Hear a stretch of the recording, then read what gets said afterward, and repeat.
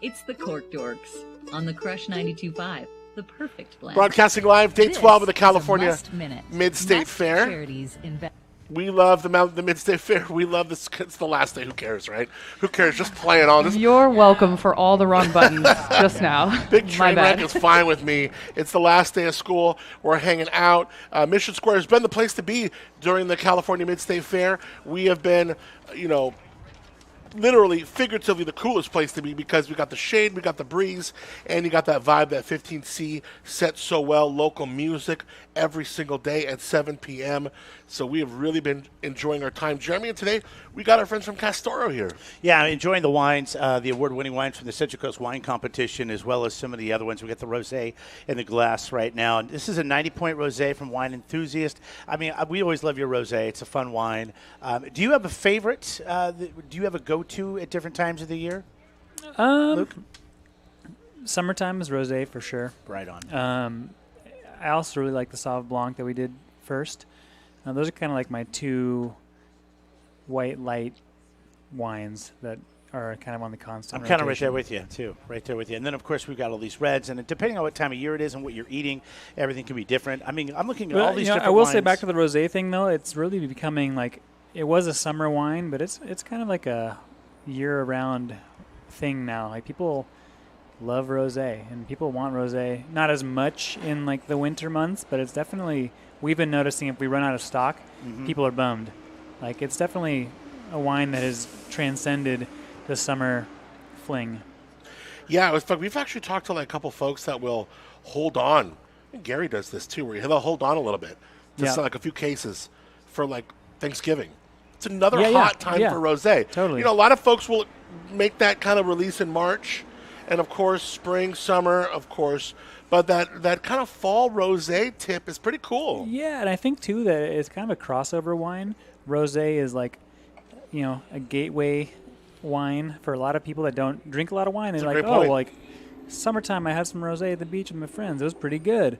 And then they go wine tasting and they want to try like a rosé. And so I think it's really good to have available because people are gravitated toward it initially, and then they start trying other wines too. But it's kind of like this entry wine right now, and there's rosés are great. It's not like it's a lesser wine. Rosés are fantastic. Maybe 5, 6, 7 years ago, the rosés were not on average as good as they are now, but the rosés all around Paso have gotten to be really good. And a lot of people are doing them. I mean, they're taking up a larger piece of the marketplace every year, like to an exponential level. Like they're really gaining in popularity. Yeah, do you look into like sales? Like I know the Cab and Chardonnay are like the number one sellers, across the world, or at least in this country. Where does rosé fall in that spectrum? I don't know, like nationwide, but I know in our tasting room this summer, rosés have been our best-selling. I mean, it's not really a white wine, but our best-selling in that category. May I revisit that rosé, please? Absolutely. May I try that rosé, please? Yeah. You certainly Adam's still on I got to lay off the Chardonnay. I got to really say, I like your Chardonnay because it's not like beat you over the head with wood. Yeah, totally. It's got some great fruit, and obviously, you, Niels, the team, Tom Myers, they know what they're doing. It's a beautiful Chardonnay. We don't see too many here either. Mm-hmm. Yeah, I mean, sorry to go back to the rosé, but we had I'm trying to remember when it was, a month or two ago, one of our Sunday free concerts. It was really hot. And we were looking at the sales, and literally, all we sold that day was rosé, and we sold cases and cases of rosé.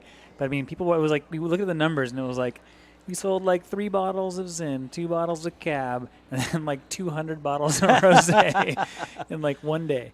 It was just crazy to see that. Man, people just when it's hot, they're not drinking Sauv Blanc anymore. They're not drinking. It's all about the situation and the mood that you're in too. Pinot Grigio, they're drinking rosé. It's like the go-to hot day wine. And, you talk about events when you have big things, and we were just talking about Whale Rock. You guys are doing things almost every week out at the winery. Yeah, we're doing live music every Sunday.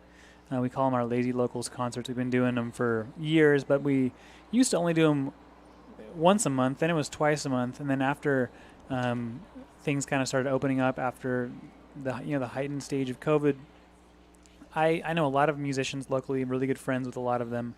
And it was clear to me that people wanted to work, and the opportunity was there to give musicians work. And so I was like, you know what, we should be doing this every Sunday instead of just 2 Sundays. And so we just started doing every Sunday, And now it's every Sunday all summer since we've been doing them since like May, maybe even before that. But so it's been a great transition for us to do it every Sunday. And we're also doing music every Saturday at the distillery across the street. So we're cool.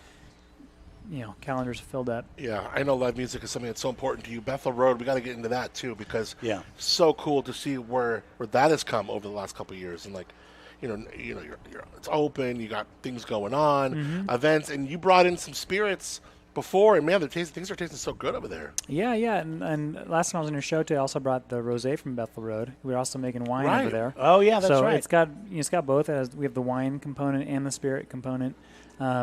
But for people who don't know, it's a small batch distillery and winery located directly across the street from Castoro.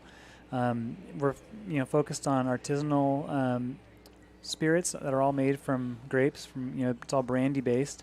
But we have gin, barrel aged gin. We've got barrel aged brandies, all kinds of different. And we've got liqueurs, orange liqueur. We have a nocino, which is a walnut liqueur.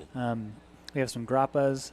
So the space is really cool. It's got more of kind of like a, industrial vibe. There's a cool shipping container that's got a rad mural on it, and we've got some shade, some nice shade out there, fire pit, a little stage. It's a great spot, and live music on every Saturday. Yeah, days and hours there. What was that? Days and hours over there. Yeah, we're just Thursday to Monday, cool. 11 to 5. All right, we'll get more into that a little bit and talk about some of the other great things you can do out there and some more of these award-winning wines. You want to get an appointment, you want to get out there, go to CastoroCellars.com. They're on the 46, or just off the 46 West in Bethel Road. Come by and say hi. We're here at Mission Square on the final day.